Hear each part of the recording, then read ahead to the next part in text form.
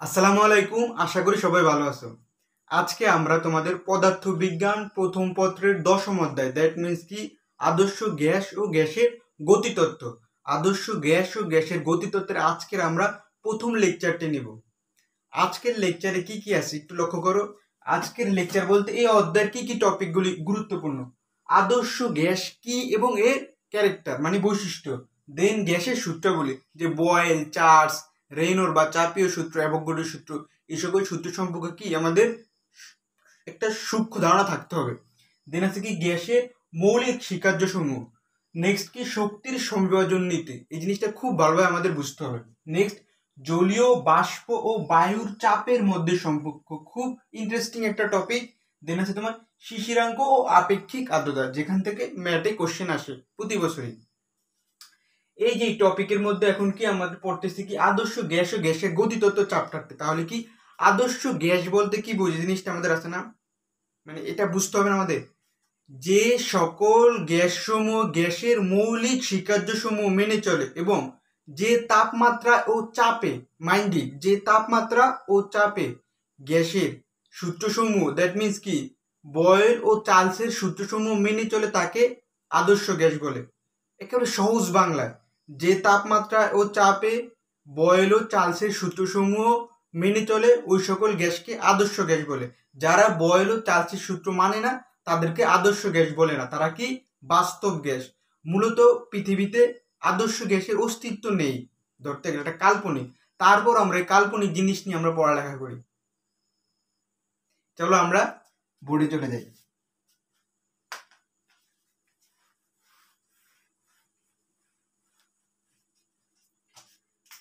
তো আদর্শ গ্যাসটা আমরা একটু লিখি।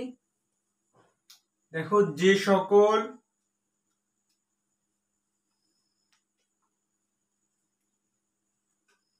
লক্ষ্য করো, যে সকল গ্যাস গ্যাসের গতিতত্ত্বের, যে সকল গ্যাস গ্যাসের গতিতত্ত্বের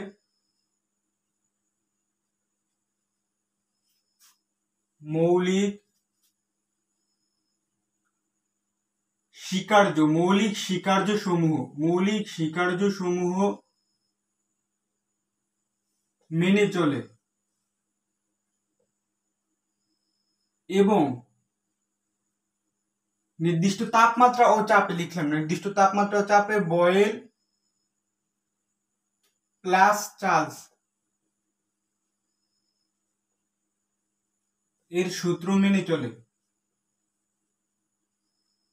কি করে সূত্র মেনে চলে, তাকে কি বলে, তাকে আদর্শ গ্যাস বলে। এখন কোশ্চেন, আমরা যে চাপটা বললাম না, যে তাপমাত্রাটা বললাম না, এই তাপমাত্রা চাপটা কি, এখান থেকে একটা কি মেডিকেল অ্যাডমিশনে দুইবার প্রশ্ন আসছে, দুইবার। চাপটার তাপমাত্রাটি লক্ষ্য করো, নিম্ন চাপ ও উচ্চ তাপমাত্রা, নিম্ন চাপ ও উচ্চ তাপমাত্রায় গ্যাসসমূহ কি আইডিয়াল গ্যাস, দ্যাট মিন্স আদর্শ গ্যাসের স্টেট বা ফেজ, দ্যাট মিন্স অবস্থা মেনটেন করে। মাইন্ড ইট, নিম্ন চাপ, নট উচ্চ চাপ। নিম্ন চাপ উচ্চ তাপমাত্রা, এটা কি উচ্চ, এটা নিম্ন। এটা কিভাবে মনে রাখবে, লক্ষ্য করো, লো প্রেশার লিখে রাখবা, তুমি লো প্রেশার এই জায়গায় লিখে রাখবা, লো প্রেশার লিখে রাখবে। হ্যাঁ, দেখো লো দ্বারা কি বোঝায়, নিম্ন, লো দ্বারা কি নিম্ন, আর প্রেশার দ্বারা কি চাপ।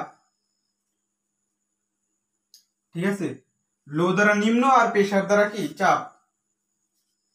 এখন নিম্ন চাপ, তুমি যদি লো প্রেশার মনে রাখতে পারো তাহলে চাপ নিম্ন হইলে কি হবে, তাপমাত্রা উচ্চ হবে, একটা আরেকটার কি ব্যস্তানুপাতিক। এই জিনিসটা এবার মনে রাখবা, তাহলে আর কনফিউশন হবে না। এটা থেকে তোমার ম্যাটে প্রশ্ন আসছে, ম্যাটে একবার আসছে, ড্যাটে একবার আসছে, ডেন্টাল একবার আসছে, ঢাকা ইউনিভার্সিটিতে একবার আসছে। কারণ কনফিউশন, এখানে অপশন দেয় তোমার এটা দেয় উচ্চ চাপ, এটা দেয় নিম্ন চাপ, কনফিউজড হওয়া যাবে না। লো প্রেশার দ্বারা মনে রাখতে হবে, কি লো প্রেশার দ্বারা আমাদের মনে রাখতে হবে। আচ্ছা, আমরা এইটুক শিখলাম।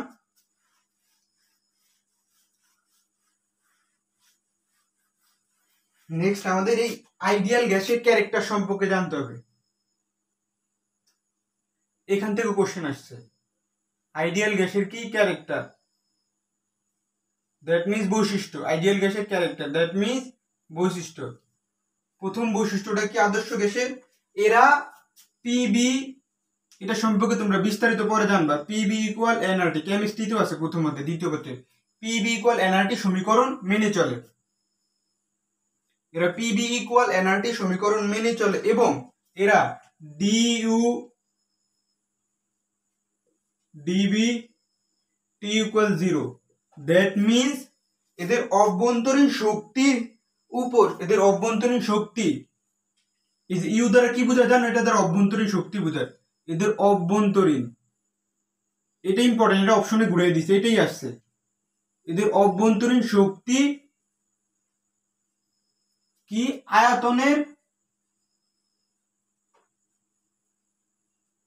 মাইন্ডিট, আয়তন বলছে, আয়তনের পরিবর্তনের উপর নির্ভর করে না, আয়তনের পরিবর্তনের উপর নির্ভর করে না। এই যে না, এই না মনে রাখবা। হ্যাঁ বলো তো, আয়তনের উপর নির্ভর করে না করে। আমি এখানে কি লিখছি তোমাদের কি ভুল করানোর জন্য একটু লক্ষ্য করো, আমি কি লিখছি, এদের অভ্যন্তরীণ শক্তি আয়তনের পরিবর্তনের উপর নির্ভর করে কি করে না, আমাকে একটু জানাও তো, একটু তোমরা কমেন্টে জানাও।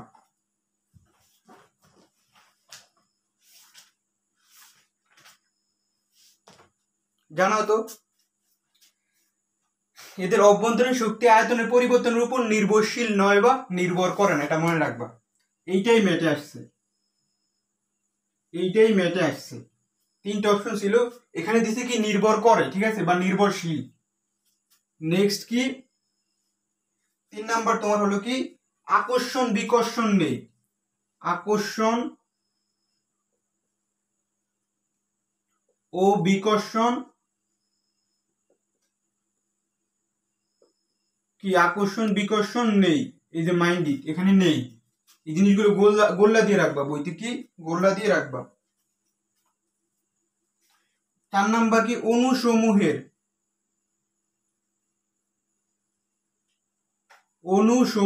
মোট আয়তন, একটু লক্ষ্য করো, অণুসমূহের মোট আয়তন, অণুসমূহের মোট আয়তন, হ্যাঁ অণুসমূহের মোট আয়তন দখলকৃত, মানে একটা পাত্রে যে দখল করে না, দখলকৃত আয়তনের তুলনায় নগণ্য, দখলকৃত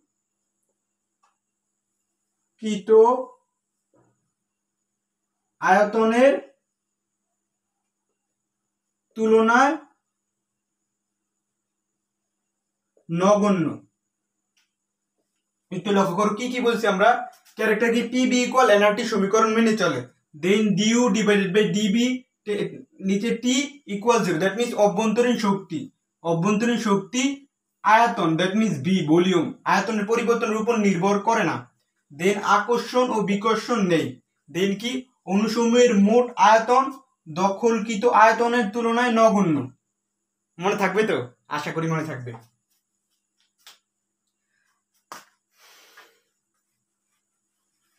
আচ্ছা বলো তো তোমরা চলরাশি কয়টি, চলরাশি কয়টি একটু লেখো তো, কমেন্টে লেখো। তোমরা যেই সেকশনই দেখতেছো সেখানে কমেন্টে লেখো চলরাশি কয়টি, চলরাশি কয়টি, 3টি, চলরাশি কয়টি, 3টি, কি কি বলো তো, চলরাশি 3টি কি, আয়তন, আয়তন ভলিউম বি, চাপ that means P pressure, then temperature that means কি তাপমাত্রা, T, এইটা ম্যাথে প্রশ্ন আসছে, 3টে অপশন যেখানে সেখানে প্রশ্নের সম্ভাবনা 99%। আয়তন চাপ তাপমাত্রা, ঠিক আছে, এই দেখো এই যে আদর্শ গ্যাসের সূত্রটাই, পিবি ইকুয়াল এন আর টি, এখানে এনআরটি এসেছে তোমার, এরা আদর্শ হিসেবে মানে ধ্রুবক হিসেবে ব্যবহার করে আসে, এন অ্যাভোগাড্রো সূত্র থেকে আসে। এইটুকু ক্লিয়ার আমি আশা করি তোমাদের। দেন আমাদের একটু 3টা গ্যাস আছে, গ্যাসটাও জানতে হবে, যেহেতু এখানে গ্যাসের লেখা আছে, গ্যাসের আধুনিক মধ্যবর্তটা তুমি একটু দেখবা, গ্যাস কি কি আছে? নাইট্রোজেন আছে, অক্সিজেন আছে, হাইড্রোজেন আছে। নাইট্রোজেন, দেখো নাইট্রোজেন, অক্সিজেন, হাইড্রোজেন, এই তিনটে অপশন আছে, একটু লিখে রাখবে এটা। No no no and no H, nitrogen, oxygen, hydrogen. এরপরই আমরা আমাদের মূল পড়ায় চলে যাবো, কি গ্যাসের সূত্রাবলী। কি গ্যাসের সূত্রাবলী? গ্যাসের সূত্রাবলী কয়টি বলো তো? গ্যাসের সূত্রাবলী: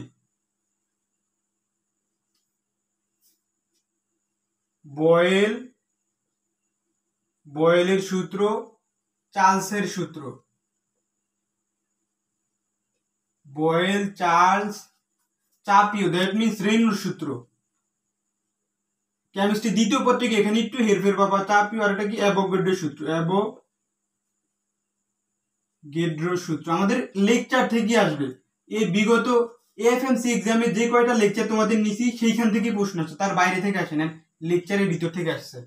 দেখো বয়েলের সূত্র,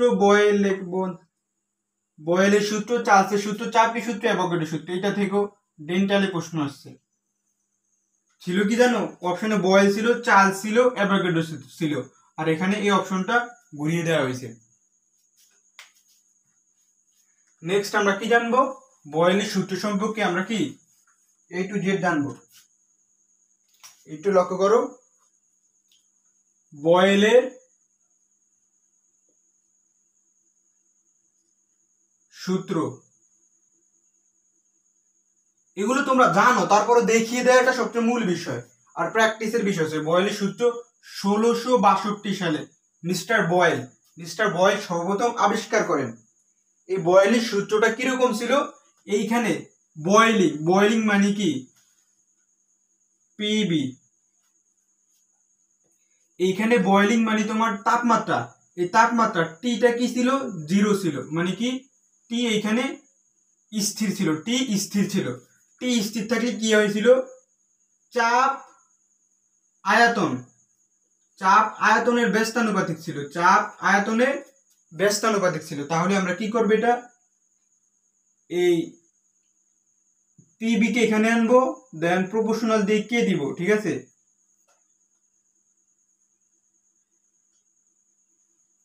কে দিব, এটা ইকুয়াল দিয়ে দিই, যেহেতু আমরা ধ্রুবক নিয়েই আসছে, ঠিক আছে? পিবি ইকুয়াল কে। এখন একটু লক্ষ্য করো, পিবি ইকুয়াল কে না, আমরা এটা কিভাবে লিখবো? কেটাকে উঠাবো, P1 B1 P2 B2 dot dot dot এরকম চলতেই থাকবে। Pn Bn ইকুয়াল কি কে বা কনস্ট্যান্ট বা ধ্রুবক। তাহলে আমাদের সূত্রটা কি দাঁড়ায়? বয়েলের সূত্র P1 B1 P2 B2। এটা মনে রাখতে হবে, এগুলি অপশনে আসে, মেডিকেলের জন্য এগুলি ইম্পর্টেন্ট। ইঞ্জিনিয়ারিং বা ডিউর জন্য ম্যাথ এখান থেকে আসবে, P1 B1 P2 B2। ধরো এই চাপ দ্বিগুণ হলে, চাপ যদি 2 গুণ হয়, সেক্ষেত্রে আয়তন আছে না, আয়তন কি হবে জানো? অর্ধেক হবে। আয়তন কি? অর্ধেক হবে। চাপ দ্বিগুণ হলে আয়তন অর্ধেক হবে, অথবা আয়তন দ্বিগুণ হলে কি হবে? চাপ কি হবে? চাপ তখন অর্ধেক হবে। এটা মাথায় রাখবা। এটা মাথায় রাখলে এই জায়গায় অঙ্ক, প্রত্যেকটা অঙ্ক সলভ তোমার ইজি হয়ে যাবে। যে কারণ এখানে সমান থাকতে হবে, এইটা যদি 10 হয় এইটা 5 হবে, আবার এইটা 5 হলে এটা 10 হবে, মানে গুণ করলে যাতে 85 হয়, এরকম। মানে এক্সাম্পল হিসেবে দেখানো হলো। বয়েলের সূত্রটা আমরা জানলাম। দেন এখানে তোমার বিভিন্ন লেখ চিত্র পাওয়া যায়, যেমন ধরো এই যে এটা এক্স অ্যাক্সিস, এটা ওয়াই অ্যাক্সিস, এইখানে এটা পি দ্যাট মিন্স প্রেসার, এটা বি দ্যাট মিন্স ভলিউম। হ্যাঁ, তাহলে আমরা কি পাইছি? পি প্রপোর্শনাল 1/b না, তাহলে এটা এরকম হবে, কার্ভ আকৃতির হবে। হ্যাঁ, মানে কি যদি তোমার এই যে বিটা বৃদ্ধি পায় তাহলে কি হবে? চাপ কমতে থাকবে, চাপ এদিকে আসবে। আবার ধরো চাপ বৃদ্ধি পাচ্ছে, বি কমতে থাকবে, কারণ একটা বাড়লে আরেকটা কমবে, যেহেতু ব্যস্তানুপাতিক সম্পর্ক, একটা আরেকটার সাথে ব্যস্তানুপাতিক সম্পর্ক, মানে এইটা বাড়ে যখন এইটা তখন কমে। তাই এই আকৃতির লেখচিত্র হয়। আরো বিভিন্ন টাইপের লেখচিত্র দেয়া আছে। এইটাকে এইটার যে এইখান থেকে একটা সমীকরণ আসে না, যে PB P1 B1 P2 B2, এটাকে কি বলে জানো? সমুষ্ণ সমীকরণ।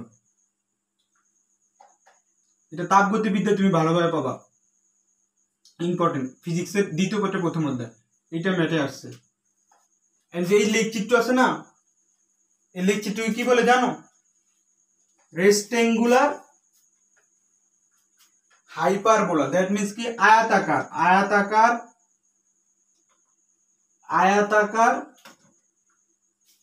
পরাবৃত্ত। আয়াতাকার কি? পরাবৃত্ত। দ্যাট মিন্স কি? রেক্টেঙ্গুলার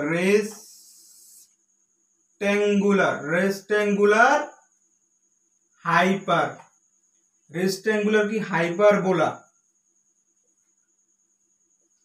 এইটা ম্যাথে আসছে ভাই। আমি যা পড়াই ভাই সব ইম্পর্টেন্ট, এখানে ফাইজদামি করতে আইনি আমি, ঠিক আছে? একটু মাইন্ডে রাখো জিনিসটা।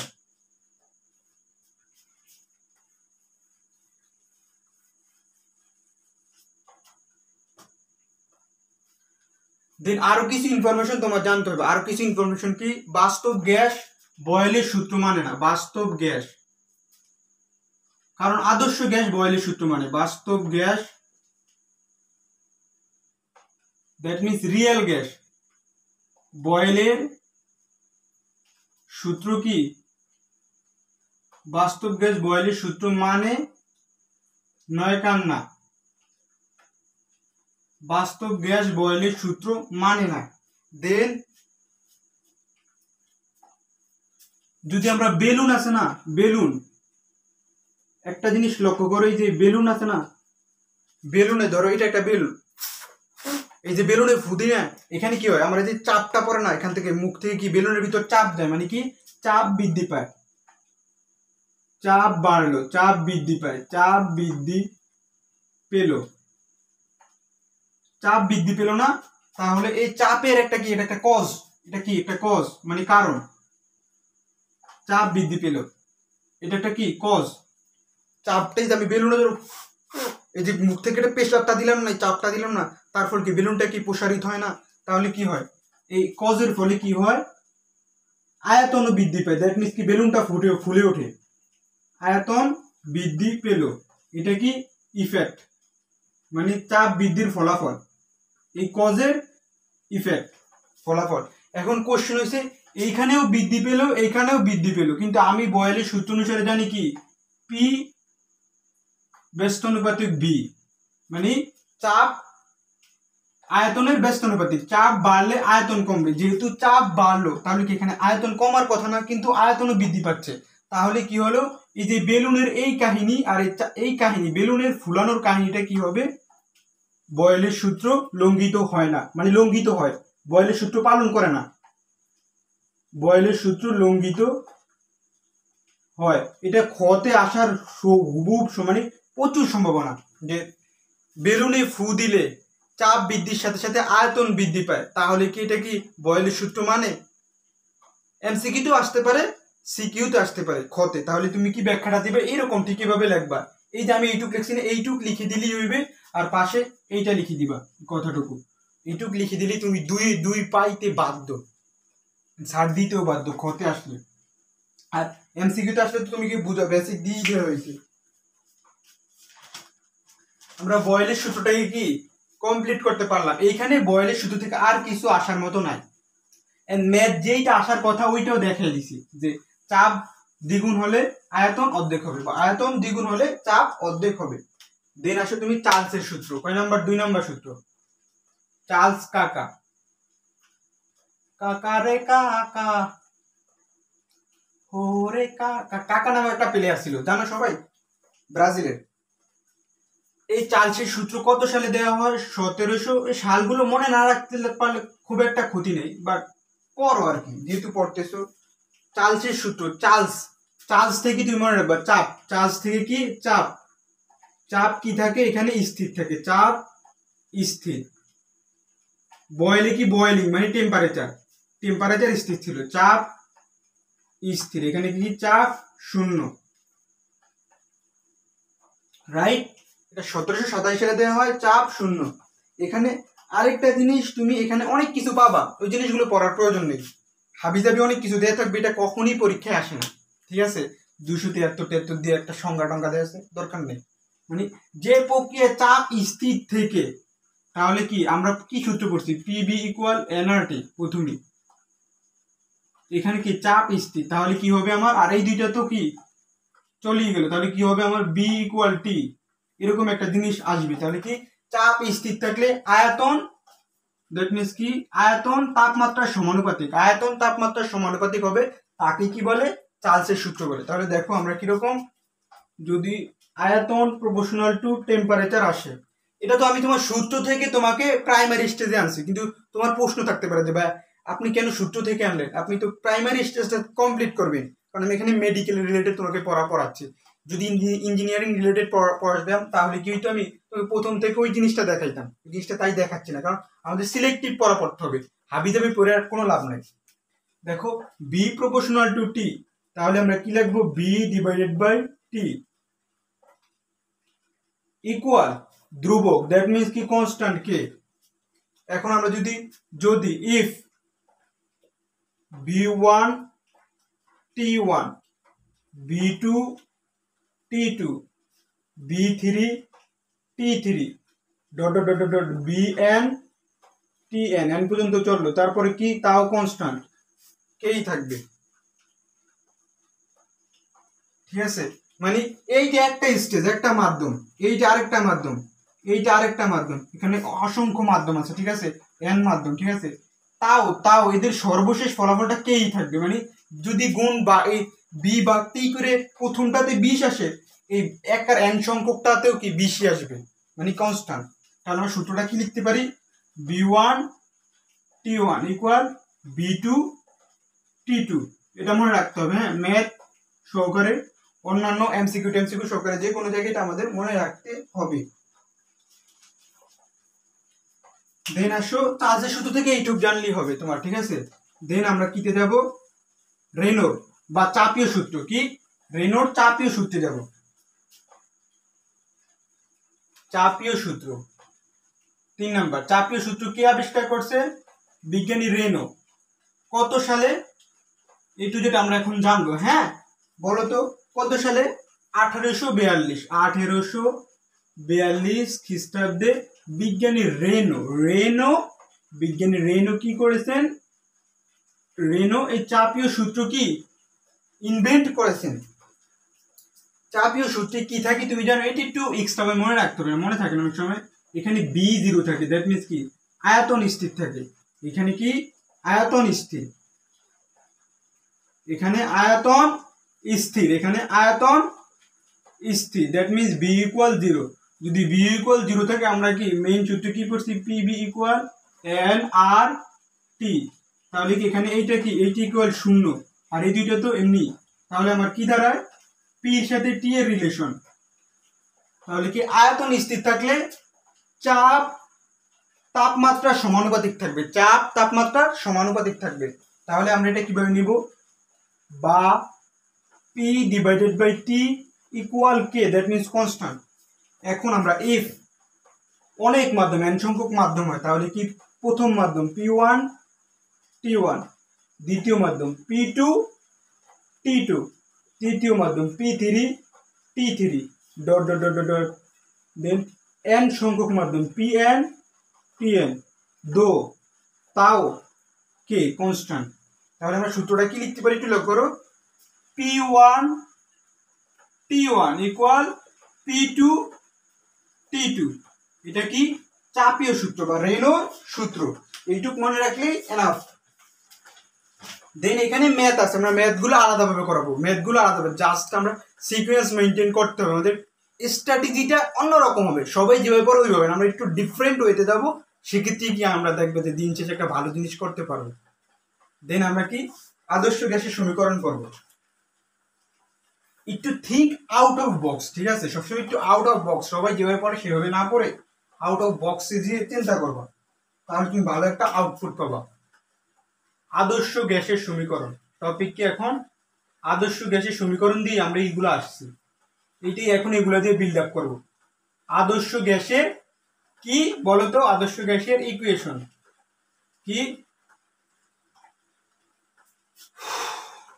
তাহলে আমরা প্রথম বয়েলের সূত্র, বয়েলস ল থেকে কি পাইছি বলতো ভাইরা?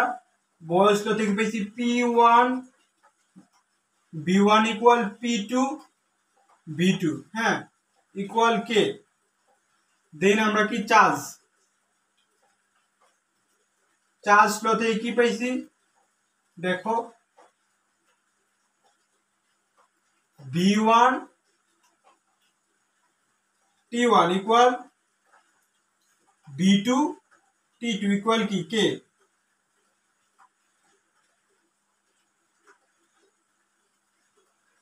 এটা 1 নং সমীকরণ, হ্যাঁ, এটা 2 নং সমীকরণ। দেন কি আমাদের কি রেনোর চাপীয় সূত্র,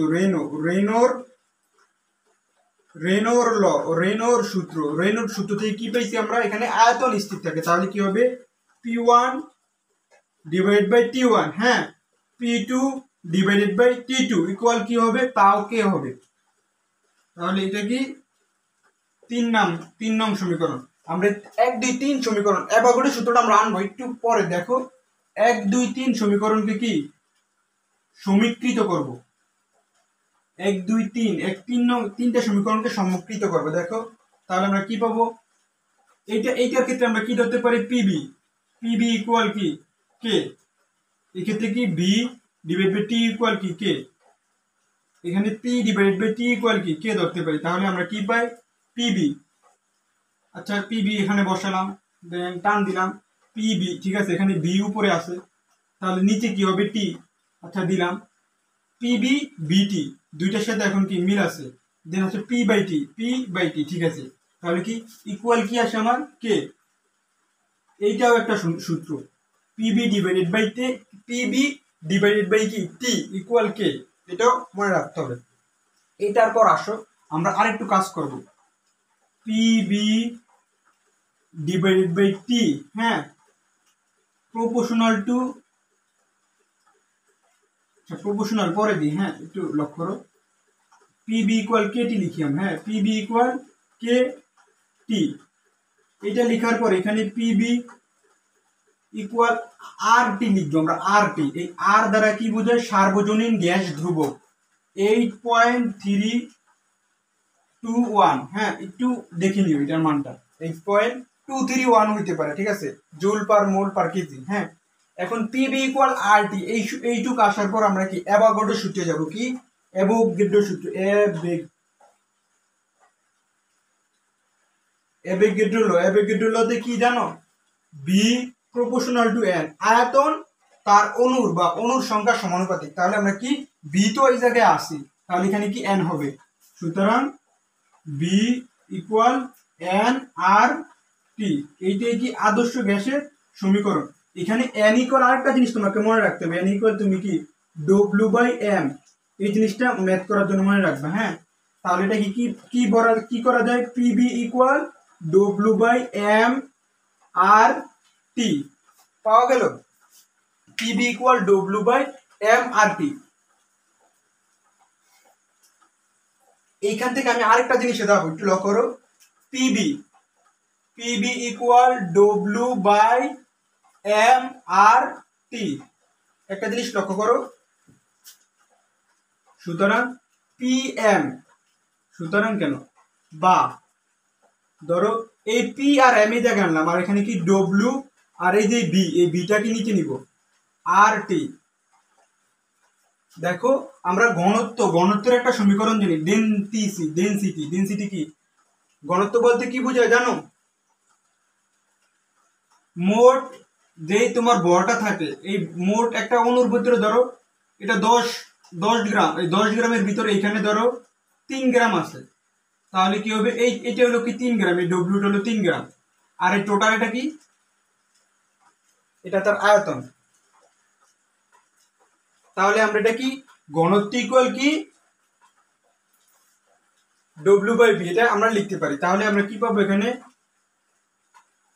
পি এম ইকুয়াল কি ডি আর টি, এইটা পাবো।